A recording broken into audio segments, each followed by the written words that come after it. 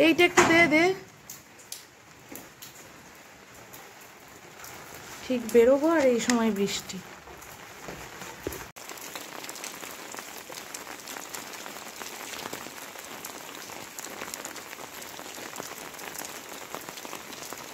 বৃষ্টি ভেজা প্রভাতী শুভেচ্ছা আপনাদের সকলকে। কেমন আছেন আপনারা সবাই? আশা করি খুব ভালো আছেন, আমরাও বেশ ভালো আছি। তো রাতুল স্কুলে যাচ্ছে, আজকে আমিই ওকে নিয়ে যাচ্ছি। রাস্তাঘাটের অবস্থা দেখো। আরে ভিজে যাবি, ছাতা কেন নামাচ্ছিস? এটা একটু কিন্তু মনে হচ্ছে। তুই ছাতাটা আগে নে, মাথায় দিয়ে দাঁড়া। ভিজে গেলে যেন কিছু বলিস না, হ্যাঁ? জল পড়ছে না এখানটা, ঠিক আছে, এটার জন্য।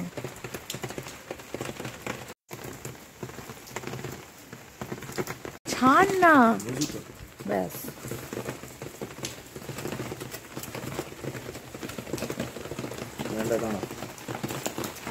এখানটা দাঁড়ালে কি হবে?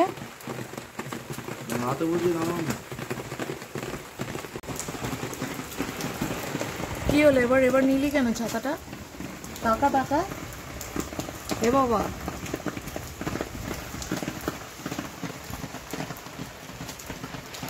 তখন বললাম শুনলো না। আমি ভিজলে অসুবিধা নেই, বাড়ি গিয়ে চেঞ্জ করে নিতে পারবো। আমি ওখান থেকে নেবো, তুই চল রাতুল, তুই চল। তুই গাড়িতে উঠে কাকুকে দিয়ে দিবি, কাকু আমায় এদিক দিয়ে দিয়ে দেবে। তুই গাড়িতে ওঠ, ছাতাটা আমায় দিয়ে গাড়িতে উঠে আমাকে দে। ওর ওদিক থেকে ওর ছাতাটা দিয়ে দিন তো আমায়।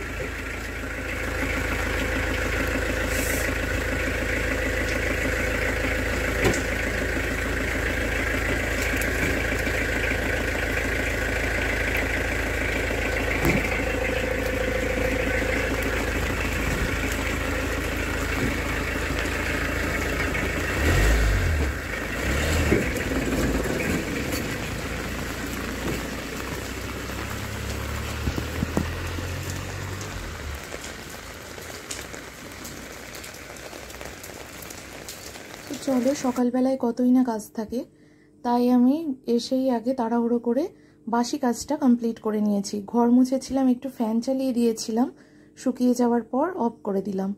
আর এই যে দেখো, মেশিনে জামা কাপড়ও কাচতে দিয়েছি। এদিকে কাচা হয়েছে, মোছা আমার হয়ে গেছে।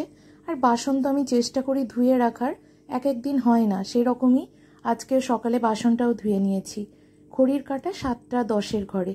এদিকে দেখো, এই কাজটা একটু এগিয়ে রাখি, কারণ রাতের কিছু এই চানা মটর কিছু বানালে আগে থেকে চিন্তা ভাবনা মাথায় রাখতেই হয়, না হলে ভিজতে সময় লাগে। আর গরম জলে ভিজিয়ে খুব একটা ভালো হয় না, মানে সেই সফটনেসটা আসে না, কেমন মাঝখান দিয়ে কেটে যায়। তাই আমি একটু ভিজিয়ে রাখারই চেষ্টা করি। তো চলো, আমন্ডগুলো দিতেও ভুলে গেছি আজকে রাতুলকে।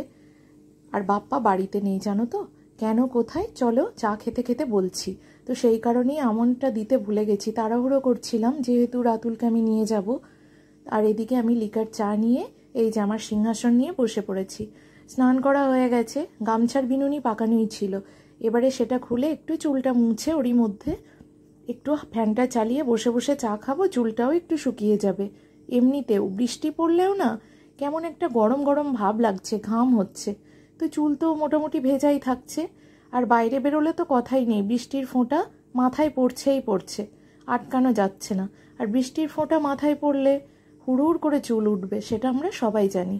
এদিকে দেখো, হরলিক্স বিস্কিট নিয়ে আমি একটু লিকার চা খাচ্ছি। এই চিনি ছাড়া লিকার চায়ের সাথে হরলিক্স বিস্কিট, মিল্ক বিকিস, এই ধরনের বিস্কিটগুলো খেতে আমার বেশ ভালো লাগে। চা খাচ্ছি আর মনে মনে ভাবছি, 8:10 বেজে গেল, বাপ্পা এখনো ফিরল না। তাই ভাবছিলাম, হ্যাঁ বন্ধুরা, বাপ্পা গেছে একটু আমার বাবার সাথে দেখা করতে। তো সেই জন্যই ভাবছি, ট্রেনটা মিস করেছে, যাওয়ার সময়ও রেলগেটে দাঁড়িয়েছিল, আবার ওখানে গিয়ে যথারীতি যে ট্রেনটায় যাবে এবং ফিরবে বলে ঠিক করে বেরিয়েছে, সেই ট্রেনটা মিস হয়েছে, মানে ফেরার ট্রেনটাও মিস। তাই অনেকটা দেরি হয়ে গেল।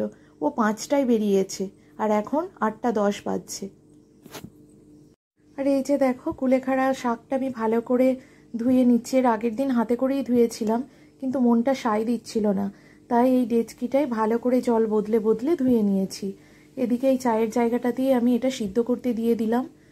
তো চলো, আর একটু জল লাগবে, আর আমি এটা ফিল্টারের জল ইউজ করি, আমি রান্নাতেও চেষ্টা করি ফিল্টারের জল ইউজ করতে। আর দেখো এদিকে যে কাচাকুচি করেছিলাম প্যান্ডেল খাটিয়ে ফেলেছি, ফ্যান চলছে ফলে তাড়াতাড়ি শুকাবে, কিন্তু রাতুল আসার আগে আমি চেষ্টা করি তুলে নিতে। এই প্যান্ট দুটো ধরেনি তাই এ ঘরে। এটা কিরম জিনিস, এরম এরম এই কটন লম্বা বড় হয়ে যাবে। নিয়ে এসছি তো কি করবো তুমি ভালো। আর এই দেখো টিকটিকিটা মরা পড়ে আছে। থাক থাক থাক থাক থাক থাক, না না না, তুমি এখানে এভাবে নিয়ে যেতে পারবে না তো বাবা, কত কিছু এনেছো, নিয়ে যেতে পারবে না। আমার ব্যাগটা দাও, খুলে দাও, ছিঁড়ে যাবে ব্যাগটা, তোমার তো অসুবিধা হবে।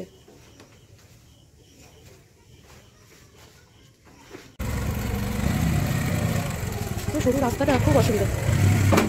ওটাই কি এনেছো দাও। লোকাল মিস্ত্রিদের কাছে কাজ করলে এই সমস্যা, জানো তো, কিছু বললাম তো। এটাই কি আছে, তুমি ফ্রিজে রেখে আসো, আমি এটা করুন খাবারটা দিই। ছেলে বাড়িতে নেই, তাহলে এখন এইসব আনলে।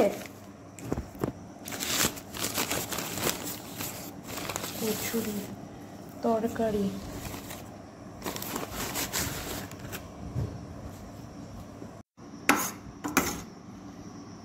তরকারিটা তো দেখতে বেশ মাখো মাখো হয়েছে। ছেলের জন্য ওই প্যাকেটে দুটো রাখলাম, না দিয়ে খেতে একটু ভালো লাগে বলো। এই তরকারিটা থাক, তাই না? দুটো রেখেছি ওর জন্য, তখন আর অতটা ভালোও লাগবে না, কিন্তু না দিয়ে খেতে পারবে না। এই চেয়ারটা নেই, এতে বসে আমি সব থেকে বেশি আরাম পাই। কয়েকটা প্লাস্টিকের চেয়ার কিনবো, বুঝলে।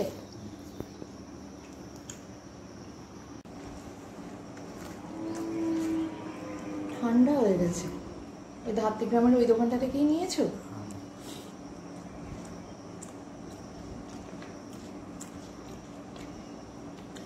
টেস্টটা কিন্তু দারুণ তো। ভালো লাগছে, দারুণ খেতে করেছে। গরম হলো হেভি লাগতো।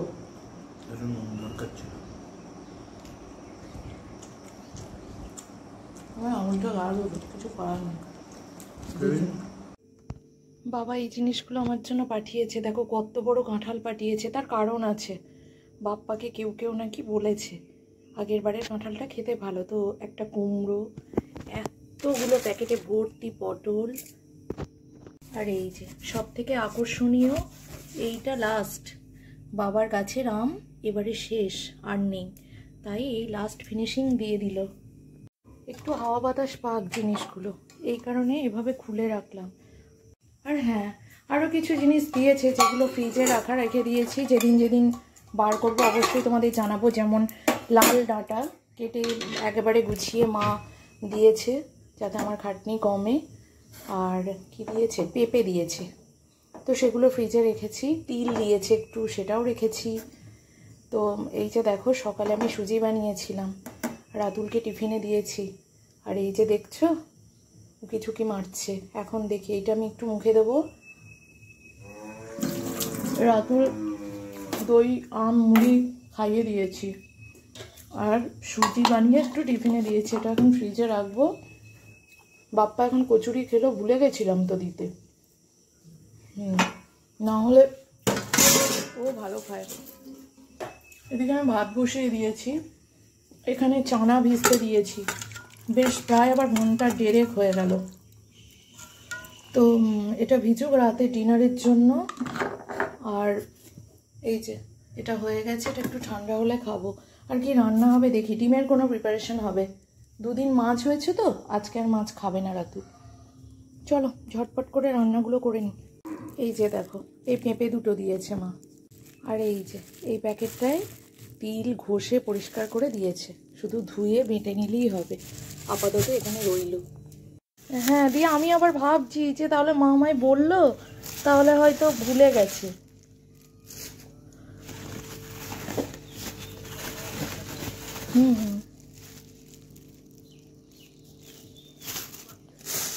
এই আমি তো ভাবলাম যে হয়তো মোচা দিতে ভুলে গেছো। হ্যাঁ হ্যাঁ পেয়েছি। মোচা কাটতে আমি খুব একটা পোক্ত নই, সেটা আগের ব্লগেও বলেছি বন্ধুরা। তাই মা চেষ্টা করে যখনই যাওয়া আসা হোক মোচাটা একটু কেটে ভাপিয়ে দেওয়ার। তাই আজকে মোচা বানাবো, তাই বড়িটা ভেজে নিয়ে গুঁড়িয়ে নিচ্ছি। আর দেখো কি সুন্দর করে মা মোচাটা কেটেছে, একদম ছোট্ট ছোট্ট টুকরো করে, কতই না ধৈর্য নিয়ে কেটেছে। চলো এবারে শুরু হবে ফ্রিজ গোছানো, কারণ আমগুলো সব এই ফ্রিজের মধ্যে রাখতে হবে। তো চলো কোথায় কি গোছাতে পারি গুছিয়ে নিয়ে দেখাবো, গোছানোর সময় আর শেয়ার করব না। এই তাকটা তো মোটামুটি ভর্তি, এটা এখানে রাখা যাবে না, তো এই উপরের তাকটা রাখবো। দেখি গুছিয়ে নিয়ে আসছি। দেখো বন্ধুরা, আমগুলো আমার সাজানো উপরটাকে কমপ্লিট, আর এই আমগুলো সব আগেকার আম, এখনো শেষ হয়নি। তো চলো, শুধু বাপ্পা বাবার সাথে দেখা করতেই যায়নি, বাবা যতটা পেরেছে গুছিয়ে গাছিয়ে পাঠিয়েছে, তাই না? বাবা মায়ের মনে হয় যতটুকু যা পারি। আর এই লেবুগুলো এমনি আমি ফ্রিজে কেটে রাখি, মানে অন্যরকম একটা, সব জিনিসের নিজস্ব স্মেল আছে, তো তাই যাতে সেই স্মেলটা না থাকে। আর এই জিনিসগুলো সব উপরে এটার মধ্যে রেখেছি। আর দেখো, তোমাদের কি দেখাবো ভাই, নিজেরই তো লোভ হচ্ছে, তাই না? পুরো আমের একটা দোকান, আর এই সময় এই জিনিস মানে স্বর্গ সুখ। তো চলো বন্ধুরা, অনেকক্ষণ দেখিয়ে দিয়েছি, ফ্রিজটা অনেকক্ষণ খোলা আছে, বন্ধ করে রেখেছিলাম, এবারে আমি অন করে দিলাম। তো এগুলো এখন এখানেই থাকবে, পটলটা একটু হাওয়া পাক, আর ততক্ষণে মানে ভিতরে কিছু জিনিস দুপুরে খালি হোক, তারপর একটা ব্যবস্থাপনা করা যাবে আর কি।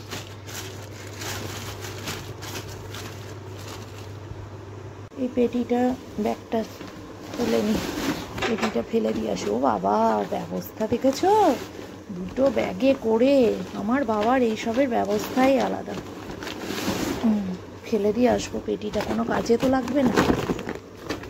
এত বড় বড় ব্যাগ ভর্তি ভর্তি জিনিস আমার বাবা আমায় দিয়েছে। আরও একটা ব্যাগ আছে, এই যে এখানে রেখেছি, কিন্তু আমি আমার বাবাকে কি এত বড় ব্যাগ ভর্তি দিতে পারবো কোনো জিনিস? পারবো না। খালি বাবা মার থেকে সন্তানরা নিয়েই যায়, তাই না? এখানটা জল লেগেছে, শুকাতে দিলাম। চলো পেটিটা আগে ফেলে আসি।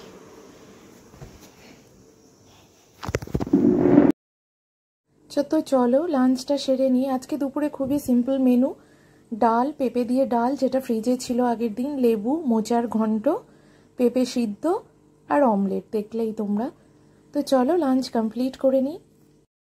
গুড আফটারনুন ফ্রেন্ডস, তোমরা যারা জানো আমার ব্লগ দেখো তারা জানো যে বিকেলই আমি রাতে ডিনারের ব্যবস্থা করে রাখার চেষ্টা করি। তো আজকে বানাচ্ছি একটু চানা মশলা পনির দিয়ে। তার জন্য গ্রাইন্ডার জারের মধ্যে নিয়ে নিয়েছি কয়েকটা কাজু বাদাম, চারমগজ, পোস্ত, সেটা শুকনো গুঁড়ো করে নিয়ে তারপরে দিয়ে দিলাম কাঁচা লঙ্কা, টমেটো, পেঁয়াজ। এটা ভালো করে একটা স্মুথ পেস্ট বানিয়ে নিয়েছি, দেখো এতটাই স্মুথ হতে হবে।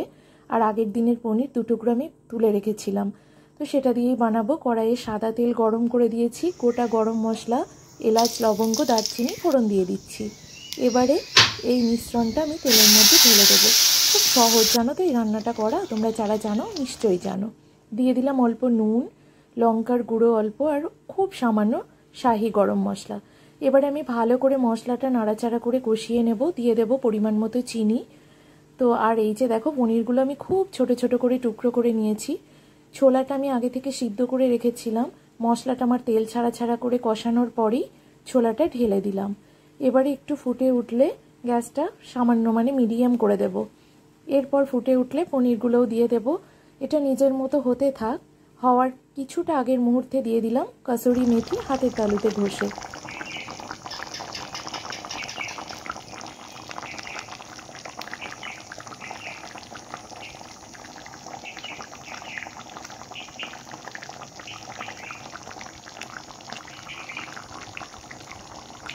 আর এদিকে দেখো বন্ধুরা, আটা নিয়ে নিয়েছি, কারণ রাতে আজকে লুচি বানাবো। আর বাপ্পা যেহেতু ময়দাটা অ্যাভয়েড করছে, তাই আটারই বানাবো। এতে আমি ময়ান দেওয়ার জন্য অল্প সামান্য পরিমাণে চিনি, নুন আর সাদা তেল দিয়ে নিয়েছি। এটা ভালো করে আমি মেখে নেব ময়দার সাথে। তারপরে অল্প অল্প জল দিয়ে একটা সফট ডো তৈরি করে নেব। তো চলো এই কাজটা করতে থাকি। আর অবশ্যই মনে রাখতে হবে এটা খুব সফট হতে হবে। শেষে একটু তেল মেখে ডোটা ঢেকে রাখলাম। তো রাতে ডিনার বানাতে চলে এসেছি বন্ধুরা। লুচি ভাজতে শুরু করে দিয়েছি। দেখো এতগুলো লুচি বেলে নিয়েছি, কড়াইয়ে সাদা তেলও গরম বসিয়ে দিয়েছি। আর এগুলো থাক, লাগলে ভাজবো, নইলে নয়। আর দেখো বন্ধুরা কি ফুলছে না, মাঝে মধ্যেই এমন হয় না, না ফুললে একদমই বানাতেও ভালো লাগে না, খেতেও ভালো লাগে না, দেখতে তো অবশ্যই নয়। তাহলে বন্ধুরা কার কার ভালো লাগে এই রেসিপি আমাকে কমেন্টে জানাতে ভুলো না কিন্তু। তাহলে দেখা হচ্ছে নতুন একটা ব্লগের সাথে নেক্সট ডে। খুব ভালো থেকো, টাটা, গুড নাইট।